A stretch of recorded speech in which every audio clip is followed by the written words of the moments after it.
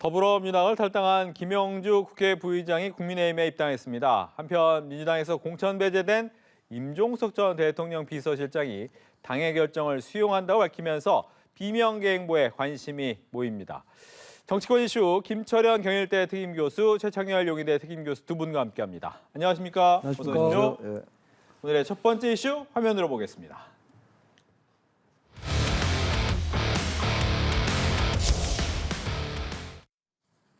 네, 대통령과 여당 지지도 얘기인데요. 먼저 여당 얘기를 하면서 함께 이야기를 해보도록 하겠습니다. 먼저 김영주 국회 부의장의 탈당 이후 입당이었는데 민주당의 중진 현역의 두 번째 입당이었잖아요. 분위기가 좀 어떤가요? 일단은 뭐 이 한동훈 위원장이 굉장히 좀 총선 전략 차원에서 굉장히 조금 뭐 탁월한 선택을 했다고 봐야 될 것 같고요. 왜냐하면 영등포 갑 지역이 그동안 이 국민의힘이 굉장히 오랫동안 뭐 계속적으로 우리 후보를 뭐 일단 당선을 못 시켰던 지역입니다. 근데 일단 김영주 의원이 입당하면서 사실 여러 가지 좀 수임새가 많아졌거든요. 첫째는 일단 뭐 이재명의 어떤 사당화, 이재명의 공천이 굉장히 잘못됐다는 거를 김영주 의원이 사실 몸소 좀 보여주는 부분이 있고요. 두 번째는 김영주 의원이 같은 경우는 문재인 정부의 초대 노동부 장관을 했거든요. 그렇기 때문에 어쨌든 보면 윤석열 정부에서 얘기하는 과거 문재인 정부의 어떤 실정에 대한 부분들도 다시 한 번 더 부각시킬 수 있는 장점이 있고요. 세 번째는 김영주 의원이 보면 어쨌든 앞으로 굉장히 좀 국민의힘에 굉장히 영등포 갑에 공천을 받게 된다면 귀중한 한석을 또 가져다 줄 수 있는 그런 부분이 있거든요. 그렇기 때문에 굉장히 좀 현명한 선택을 했다고 보고 한편으로 볼 때 큰 틀에 지금 민주당에서 구사하고 있는 어떤 반윤연대라고 하는 정부 심판에 대한 그런 틀도 조금 와해시킬 수 있는 그런 다목적 카드다. 그 대신에 이 김영주 의원이 입당하면서 빠진 부분이 뭐냐면 그 영등포 갑에서 20년간 이 김영주 의원한테 어떤 패배를 봤던 우리 국민의힘 당원들입니다. 어떻게 보면 이번 총선에서 어떻게든 김영주 어떤 후보 또는 김영주 의원을 한번 꺾어보고 싶은 그런 게 있었는데 그런 부분은 좀 놓친 부분이 있다. 그래서 지난번 이상민 의원 입당 때도 그렇고 이번에도 그렇고 한동훈 위원장 그 지역에 있는 당원들에 대한 좀 세심한 배려와 이해를 구하는 그런 조금 사후적인 그런 것들은 좀 필요하다 이러는 보입니다. 네, 민주당 김영주 국회 부의장이 국민의힘으로의 입당. 4선 의원이잖아요. 그렇죠. 영등포 갑에서 3선을 했어요. 이제 맨 처음에 비례대표로 들어와서. 그러니까 영등포 갑의 지지 기반이 탄탄한 이제 그런 의원인데 국민의힘으로 갔으니까 이게 그대로 국민의힘의 승리로 연결될 것이냐. 그건 조금 별개의 문제인 것 같아요. 제가 볼 때는. 그 지지 기반이 그대로 이제 김영주 의원이 당적으로 옮겼다고 해서 그대로 지지가 옮겨지기가 어려운 상황이라면 오히려 영등포 갑의 중도층들은 오히려 약간 이제 다른 마음을 가질 수 있을 것 같아요. 그리고 또 하나 문제가 그런 면이 하나 있고 또 하나가 이상민 의원의 경우는 민주당 내에서 합리적인 쓴소리를 많이 했던 편이죠. 그런대로. 근데 김영주 부의장은 별로 이렇게 당내에서 어떤 이재명 대표 체제에 대한 별로 이렇게 쓴소리가 별로 없었다고요. 근데 이제 탈당을 하려는 건 자유죠. 그야말로 이재명 대표 말따나 자유인데 탈당을 해서 무소속에 잔류하는 게 아니라 무소속으로 나오는 게 아니라 바로 국민의힘을 들어가는 거. 이 부분이 과연 이제 유권자들한테 어떻게 비칠 거냐의 문제예요. 뭐 당위적이고 규범적으로 옳으냐 그르냐의 차원을 떠나서 저는 이 부분이 영등포 갑이라는 지역이 어쨌든 김영주 의원이 민주당의 그 당명을 가지고 계속 당선됐던 곳이거든요. 아무튼 간에 영등포 갑은 여의도를 뺀 영등포인데 여기는 지금의 야당세가 강하다고 봐야 됩니다. 근데 이제 그대로 조직력이 김영주 부의장이 국민의힘으로 갔다고 해서 그대로 옮겨질 거냐라는 문제 때문에 저는 뭐 한동훈 위원장으로서는 외연 확장이라든지 여러 가지 의미가 있겠습니다만 이게 탁월한 선택이냐는 또 별개의 문제다라고 생각합니다. 이제 문제는 이제 김영주 의원 같은 경우에는 시스템 공천에서 0점 받은 부분이 있다고 이제 얘기를 한 거잖아요. 이재명 대표가. 근데 본인이 그럼 아니다라고 또 반론도 하면서 사리사욕을 위한 정치가 되면 안 된다라고 또 얘기를 했단 말이에요. 이제 이재명 대표가 한 얘기가 그 채용 비리가 해명이 안 됐다. 그래서 0점이었다. 0점이었다는 거 아닙니까? 또 한동훈 위원장이 그렇게 따지면 이재명 대표 마이너스 100점이다 이렇게 얘기를 하는데 아무튼 지금 뭐 양쪽의 공방이 이제 공천에 관련해 가지고 점점 이제 가열되고 있는데 이것도 이제 끝이 보이는 것 같아요. 이제 공천 국면도 서서히 마무리돼 가고 있는데 아무튼간에 김영주 부의장의 이미지는 온건하고 합리적이었어요. 근데 그러니까 일단 국민의힘에 간 거는 좋은데 제가 말씀드린 아까 그러한 이유로 해서 이 꼭 당선과 연결될지 이건 좀 지켜봐야 될 것 같아요, 제가 볼 때. 알겠습니다. 이 말씀하신 것처럼 사리사욕을 위한 정치가 돼서는 안 된다. 일단 본인이 뭐 하위 평가 받은 부분에 대해서 이해를 못하는 거고요. 그것이 아마 본인이 이제 비명계로 분류되기 때문에 아마 그런 이제 뭐 어떤 나쁜 평가를 받았다 하는 그런 부분들은 본인이 있으니까 일단 뭐 이재명 대표 어떤 공천이라는 부분이 지금 민주당에서 진행되고 있는 공천이라는 부분이 결국은 친명계 또 비명계 그런 이제 편가르가 되고 있고 얼마 전에 보면 어쨌든 이재명 대표 의원실에서 818호에서 비공식 회의체가 있었고 그 자리에서 어떤 컷오프나 이런 것들이 논의됐다는 거거든요. 어떻게 보면 공천관리위원회에서 굉장히 객관적으로 투명하게 해야 되는 부분들이 이해되지 않았기 때문에 그런 부분들이 있기 때문에 아마 그런 부분들을 얘기하는 부분이 있어서 아마 그런 부분들이 아마 이재명 대표 어떤 사당화 그다음에 어떤 이재명 대표 어떤 앞으로의 총선 이후의 여러 가지 상황들 때문에 네. 아마 이재명 대표의 사익을 위한 그런 뭐 공천이 되고 있다 이런 부분들 직격한 걸로 이래 보입니다. 예, 이 와중에 이제 한동훈 비대위원장은 이재명 대표 1대1 TV 토론하자. 근데 뭐 어디 방송사를 해도 괜찮다. 그리고 사회자가 누구여도 괜찮다라고까지 얘기를 하는데 뭐 이재명 대표 같은 경우에는 대통령과 먼저 만나는 게 먼저 아니냐라고 얘기를 하면서 좀 이야기를 했어요. 이 부분 얘기를 해보겠습니다. 일단은 뭐 지금 일단 총선에서의 구도를 일단 한동훈 위원장은 한동훈 대 이재명 대표 이렇게 양강 구도를 갖고 싶어 하는 것 같아요. 네. 그러니까 계속적으로 아마 한동훈 위원장이 어떤 뭐 이재명 대표에 대해서 계속적으로 어떤 발언을 하고 있는데 이재명 대표를 계속적으로 무시하는 전략을 하면서 본인의 카운터 파트는 윤석열 대통령이라는 점을 분명히 하고 있는 부분이 있거든요. 아마 그렇기 때문에 계속적으로 일단 한동훈 위원장이 일단 이번에 총선의 선봉장으로서 이재명 대표하고 맞짱을 뜨겠다 하는 이런 부분들. 두 번째는 보면은 아마 토론회를 하더라도 이재명 대표 정도는 내가 제압할 수 있다 하는 이런 자신감을 좀 갖고 있는 것 같아요. 그렇기 때문에 아마 좀 더 과감하게 아마 뭐 이 토론회를 좀 제안을 하는 것 같고요. 어떻게 보면 세 번째는 보면 어떤 그 이재명 대표가 사실상 TV 토론에 응할 수 있는 입장이 안 되거든요. 네. 왜냐하면 본인이 지금 아마 이 4번 달에도 보면 아마 5차례인가 6차례 정도 일단 재판정에 재판을 출석해야 되기 때문에 아마 그런 부분들을 또 좀 보이지 않느냐. 그래서 아마 앞으로도 계속 뭐 이 한동훈 위원장 이재명 대표에 대해서 토론회나 이런 것들을 계속적으로 요구해 나갈 가능성이 크고요. 예. 문제는 이재명 대표가 개항을에 출마하게 되는데 원희룡 전 장관, 원희룡 후보하고의 어떤 TV 토론에도 응하지 않을 가능성이 굉장히 높아 보인다. 그래서 이재명 대표가 실질적으로 이번 총선에서 어떤 TV 토론에도 나오지 않을 가능성이 좀 있지 않느냐. 저는 이렇게 보입니다. 네, 이재명 대표는 TV 토론에 안 나올 가능성이 높다.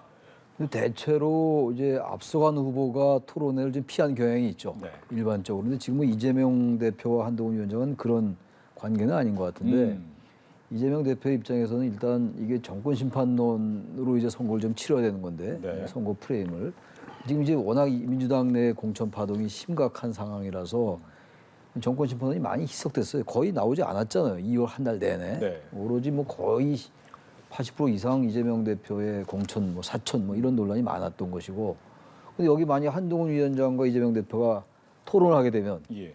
이재명 대표는 윤석열 대통령을 상대로 해서 정권 심판을 계속 강조하고 싶은데, 그렇죠. 한동훈 위원장에게 정권 심판을 강조하는 건 좀 효과가 덜할 거라고요.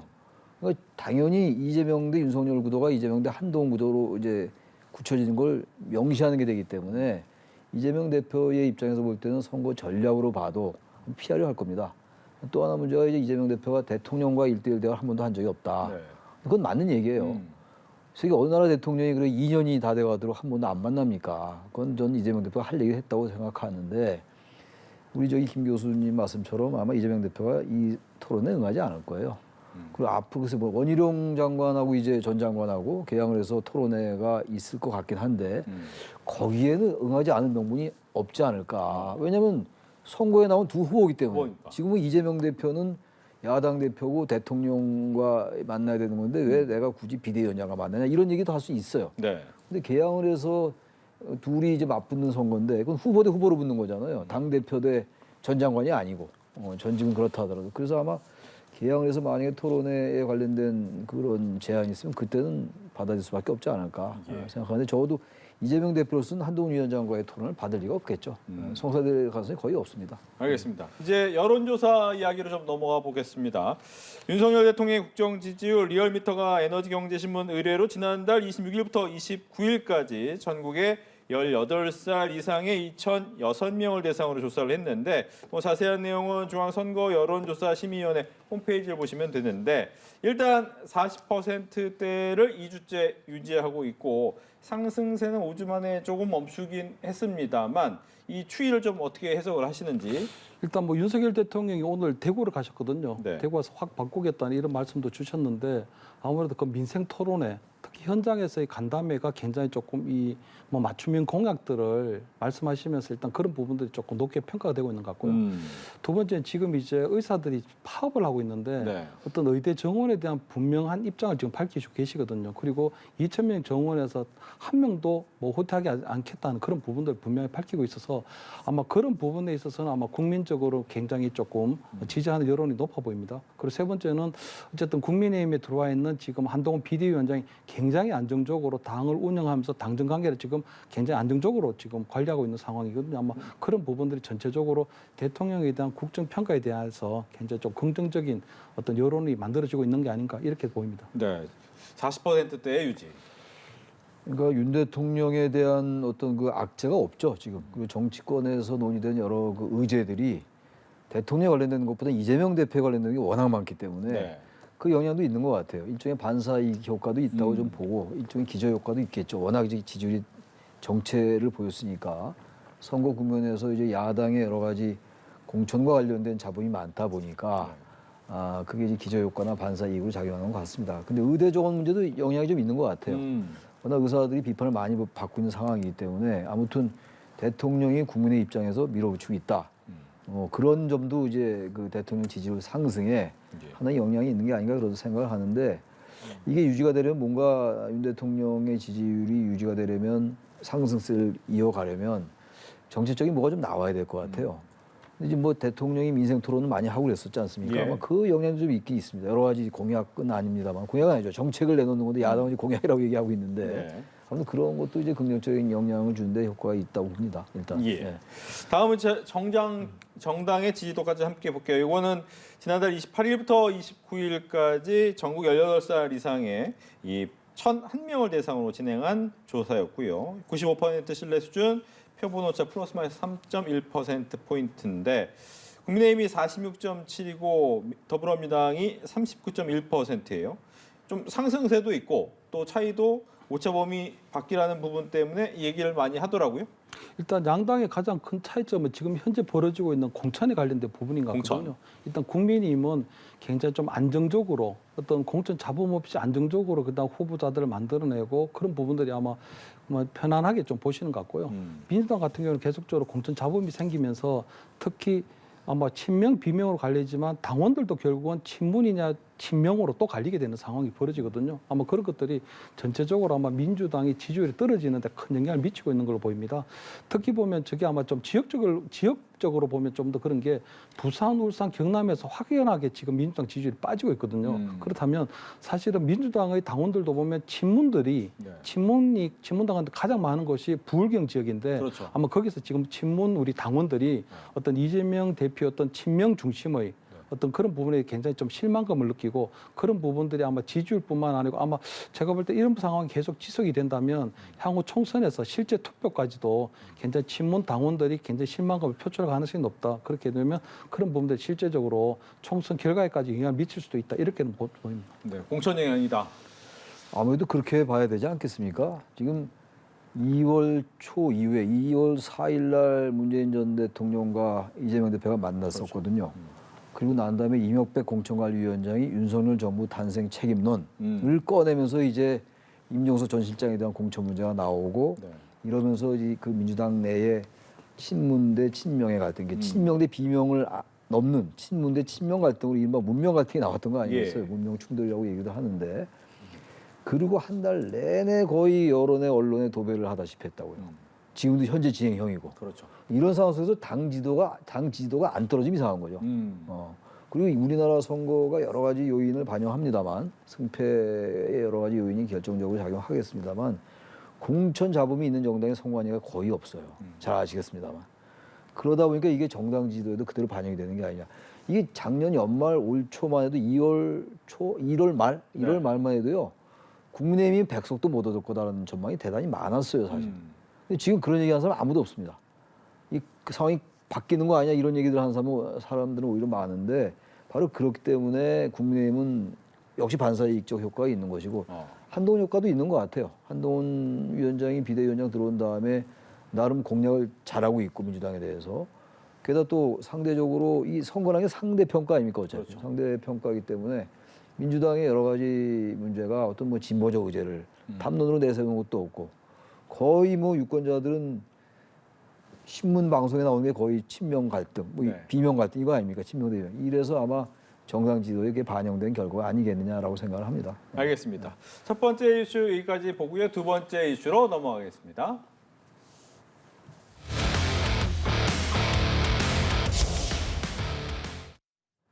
네, 임종석 전 실장의 잔류입니다. 전날까지만 하더라도 아마 당을 나가는 게 아니냐라는 예상이 좀 있었는데 아침에 갑자기 올라온 짤막한 말이 수용한다. 그리고 남겠다라고 얘기했습니다. 좀 배경이 어디 있을까요? 아니 근데 대체로 뭐 저는 사실 이제 임종석 실장이 전 실장이 탈당 안 할 거다라는 얘기를 해왔던 이유가 뭐냐? 그럼 탈당한다면 이제 무소속 아니면 새로운 미래일 거 아닙니까? 그렇죠. 네. 갑자기 당을 만들기는 어려울 거고 새로운 미래가 설 연휴 9일날 첫날 통합됐다가 개혁신당과 네. 새로운 미래가 통합됐다가 또 열흘 만에 결렬됐어요. 그렇죠. 결렬되고 이런 과정 속에서 저는 기본적으로 제3지대라는 것이 저도 개인적으로 상당히 기대를 많이 걸었었습니다만 근데 일단 동력이 떨어졌다고 저는 봅니다. 근데 그런 상황 속에서 떨어진 동력이 있는 그 새로운 미래로 이 임종석 실장이 건너간다. 그렇다면 당선이 될 수 있을까? 그 가능성도 높지 않아 보이고 또 무소속은 더욱더 그렇고 그러느니 차라리 당에 잔류해서 명분이라도 있어야 될 거 아니겠어요? 그리고 아닌 게 아니라 당이 이렇게 가면은 선거 패배 안 한다고 얘기할 수 없는 거 아닙니까? 승패는 아무도 모르겠습니다만 지금 그렇다면은 새로운 미래나 무소속으로 가는 것보다는 당내에 남는 게 친문의 그야말로 상징적 인물로서 의미도 있고 또 뭐 당권까지는 뭐 가봐야지 알겠습니다만 뭔가 어쨌든 미래를 도모할 수 있는 게 있겠죠. 그래서 제가 일단 탈당은 하지 않을 거라고 이제 전망을 했던 건데 아마 어제까지만 해도 도저히 이런 상황 속에서 있기 어렵다고 판단했을 텐데 여러 대화를 나눠봤겠죠. 광주 갔다 온 다음에 또 바뀌었다는 거 아닙니까? 여러 얘기를 들어봤을 것이고 그래서 아마 대통령하고 문재인 전 대통령과도 뭐 조율이 있었다고 볼 수도 있겠죠. 말 수는 없겠습니다만 홍영표 의원은 오늘 가서 만났죠. 문재인 대통령을 만났는데 아마 그런 여러 가지 이유 때문에 결국 수용하겠다라는 짤막한 입장을 밝힌 게 아닌가라고 생각이 됩니다. 예, 잔류의 이유.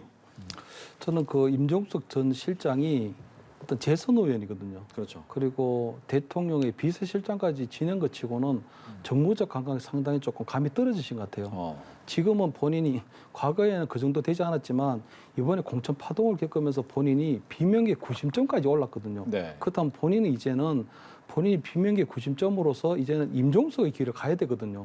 근데 제가 보면 지금 당에 잔류를 하게 되면 결국 이번 총선에서 그러니까 이번에 당에 잔류하게 되면 결국은 이재명 표 공천에 대해서 그냥 묵인하는 꼴이 되는 거고요. 그다음에 총선에서 끝나고 난 다음에 이후로 모색한다는 건데 결국은 그것은 이번 총선에서 패배를 해야 나오는 결과거든요. 책임론을 봐야겠다. 그렇죠. 그러면 본인이 그럼 이재명 대표 책임론을 물으려면 이번 총선에서 폭망을 해야 되는 건데 그 본인이 당에 남아서 기다리는 게 결국은 이재명 대표의 어떤 민주당의 패배냐 그런 얘기밖에 안 나오는 거거든요. 그래서 저는 이번에 임종석 실장 같은 경우는 무조건 광주로 갔어야 되거든요.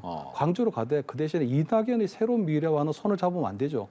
왜냐하면 본인이 이제는 몸집이 커졌기 때문에 네. 이제 이낙연 밑으로 들어갈 수는 없는 거거든요. 아마 제가 볼 때는 이낙연 대표를 만났을 때도 본인이 순간적으로 판단이 잘못됐다는 걸 알았을 겁니다. 왜냐하면 그동안에 총리대 비서실장이었지만 이제는 본인이 수평적인 관계에서 자기의 정치를 해야 될 타이밍이거든요. 네. 그렇다면 저는 임종석 실장이 이번에는 광주에 무소속으로 가서 본인이 어떤 호남의 아들 또는 앞으로의 어떤 호남 대망론 정도를 얘기를 하면서 본인이 무소속으로 어떻게 뭔가를 했어야 되는데 이번에 당에 잔류하게 되면서 결국은 이 민주당이라는 어떤 친문이라는 그 둥지를 못 깨고 노는 게 되는 거거든요. 예. 그럼 결국 그 안에 묶이게 되면 결국은 비서실장급의 임종석으로 남을 수밖에 없다. 그래서 아마 제가 볼 때는 앞으로 임종석 실장 이번에 당에 잔류하는 그 최악의 실수를 하게 되면서 남게 된다면 네. 제가 볼 때 앞으로 임종석 실장의 어떤 미래는 굉장히 정치적 암흑기가 도래할 가능성이 높다. 저는 임종석 실장의 미래는 굉장히 조금 이제는 좀 굉장히 조금 이제 불투명해졌다 이렇게 보입니다. 예. 일리가 있는 말씀인데 지금 친문이 다 나오질 않았어요. 이인영 의원은 단수 추천을 받았고 네.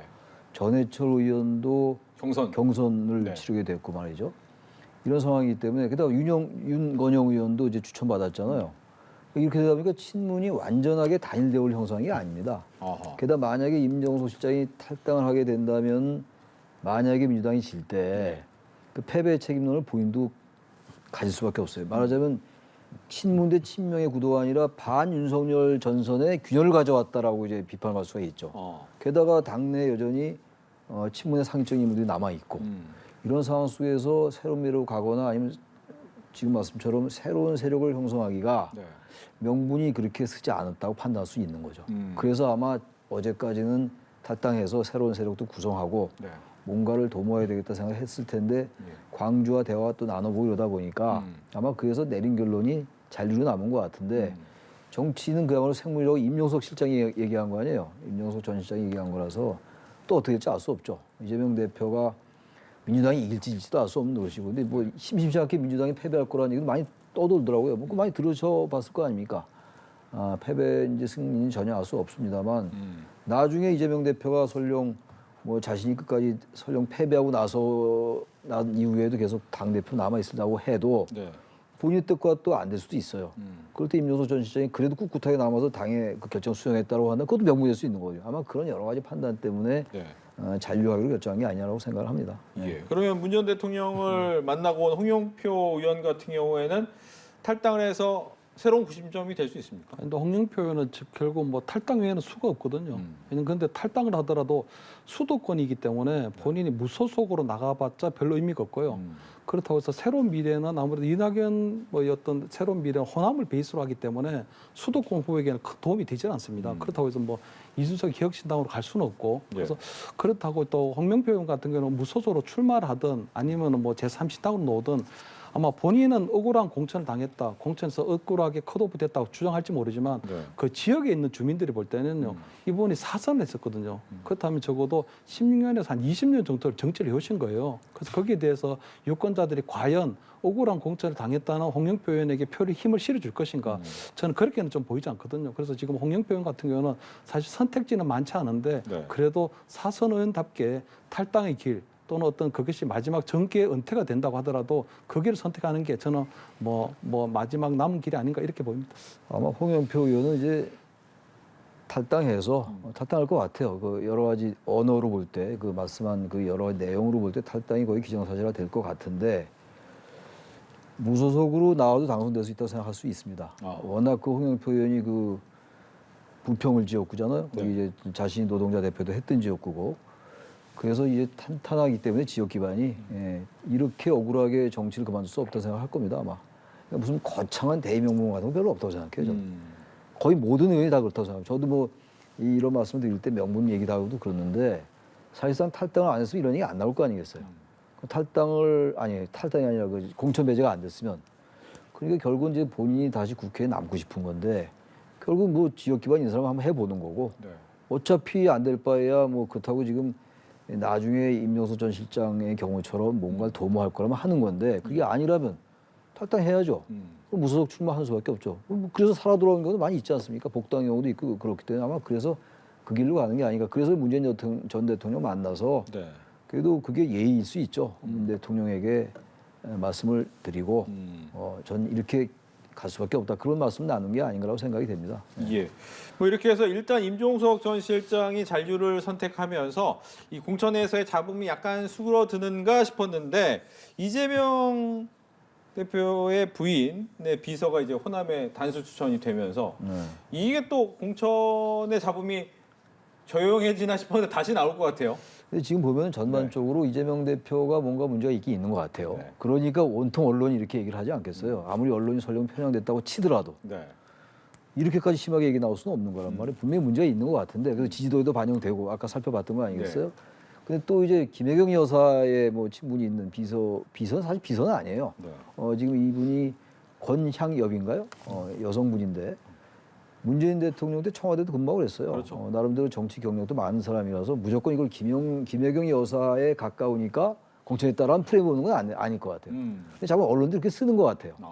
그런 경향이 없지 않다. 네. 이제 그 말씀 하나 드리고 싶고, 근데 그렇다면 이러한 부분들을 좀 의식을 했다면 최소한 경선을 붙이면 되는데, 그렇죠. 광주의 현역이잖아요. 네. 서동용 의원인가요?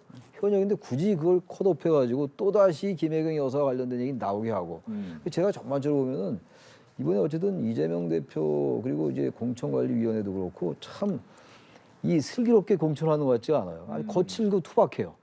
하더라도 정말로 이렇게 뭔가 포장해가면서 명분을 잘 세워가면서 하면 덜 할 텐데 너무 노골적이라 이런 얘기예요. 그리고 이런 잡음이 나올 거 뻔히 알 텐데 굳이 왜 이 공천에서 이 지금 연합뉴스 여기서도 이 얘기가 나오게 하냐 이런 얘기예요. 네. 참 저는 현명한 공천들이 아니다라고 생각할 수밖에 없는데 단 너무 과도하게 친명 프레임 그리고 이건 좀 과도한 면이 없지 않다라고 제가 말씀드립니다. 알겠습니다.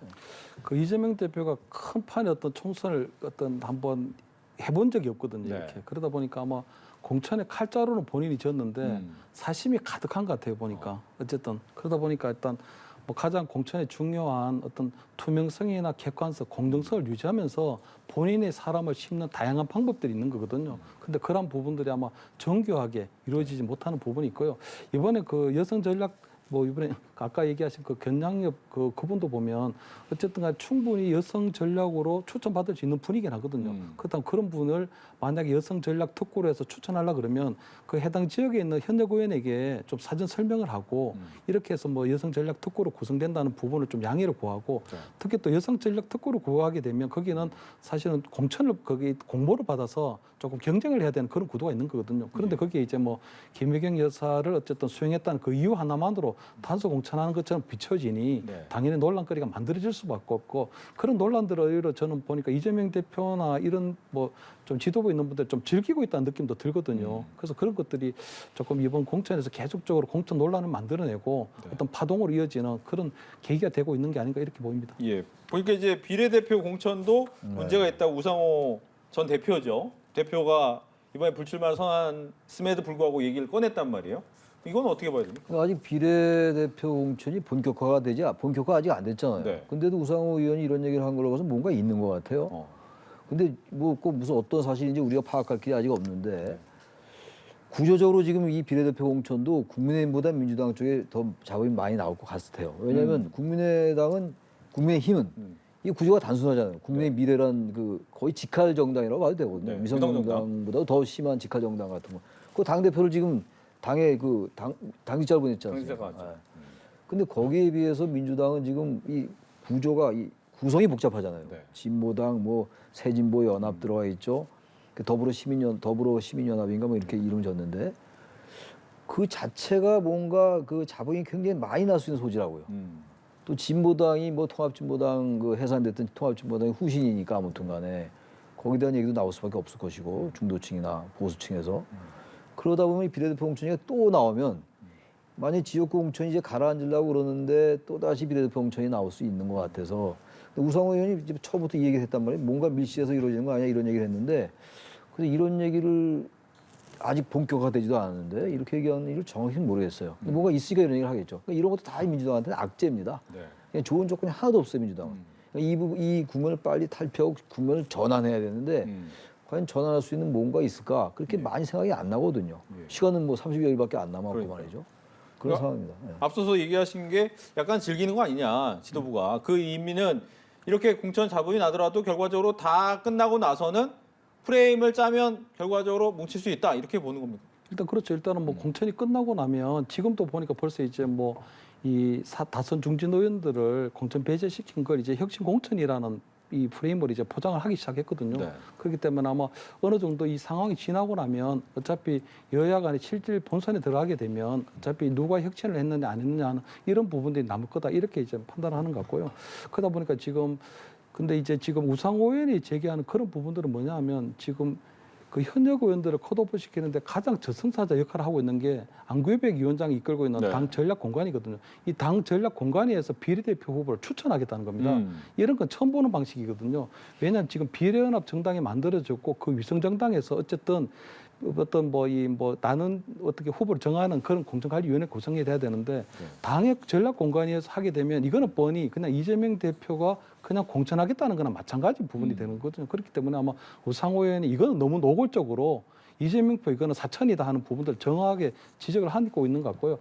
아마 제가 볼 땐 그동안 안규백 위원장이 그 컷오프 시킨 거 보면 그 해당 의원들에게 제대로 된 해명을 한 번도 해준 적이 없고 기자들이 질문에도 거의 꽁무니 치는 게 많았었거든요. 그러다 보니까 아마 이번 전략 공간에도 결국은 안규백 위원장이 그냥 이재명 대표의 명령을 받아서 그냥 하는 그런 부분으로 이어지지 않을까 하면 그런 부분들에 대해서 벌써부터 일단 문제 제기가 이루어지고 있다 이런 봅니다. 알겠습니다. 이렇게 해서 두 번째 이슈까지 봤고요. 마지막 이슈로 넘어가겠습니다.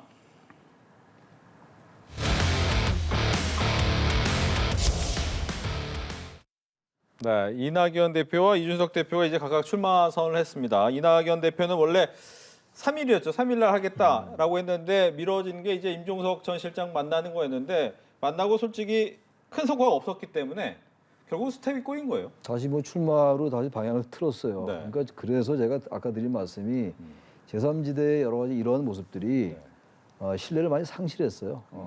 많은 기대가 있었거든요. 중도층들 중심으로 해가지고 너무 양대 거대 정당의 이런 극단 정치의 폐해는 항상 지적돼 왔던 거 아니겠습니까?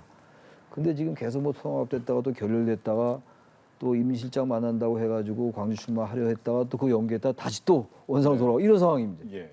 이렇게 되다 보니까 전반적인 일련의 이러한 과정에 대해서 객관적인 중립적인 그리고 중도층 유권자들이 볼 때 제3지대는 안 되겠구나. 거칠게 표현하면 신뢰가 떨어진 거예요.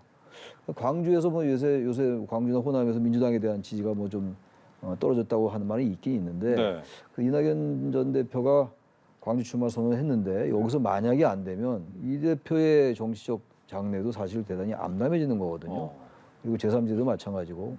어쨌든 간에 그러나 이낙연 대표로서는 선택지가 여기밖에 없을 것 같아요. 선택을 출마 안 하고 있을 수도 없는 노릇이고. 그래서 마지막 이제 승부를 던져본 거다라고 보는데 글쎄 어쨌든 그 30여일이 남았으니까 제3지대가 뭔가 비전과 가치를 제시하고 그렇다면 또 모르겠는데 그렇지 않고 계속 양대 거대 정당 이재명 대표의 사천, 이른바 사당화 이것만 비판해가지고는 저는 승산이 별로 많지 않다. 그러니까 뭔가 그런 걸 비판하는 한편 새로운 제3지대만이 갈 수 있는 새로운 가치나 의제를 뭔가 설정해야 되지 않겠냐 그 생각이 좀 듭니다. 예.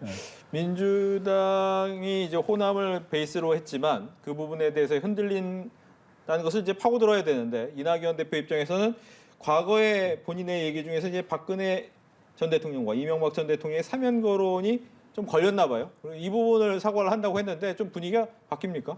그래서 일단은 제 귀에는 일단 자아 비판하는 걸로 보였거든요.